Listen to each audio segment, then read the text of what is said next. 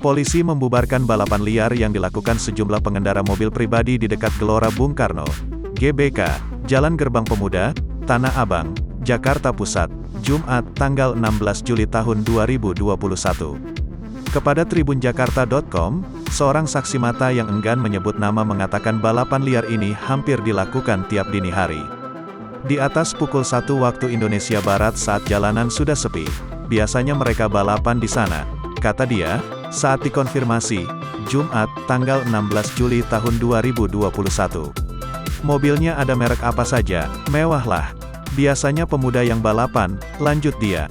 Akibatnya, pengendara lain yang biasa melintas di sana terganggu dengan adanya balapan liar tersebut.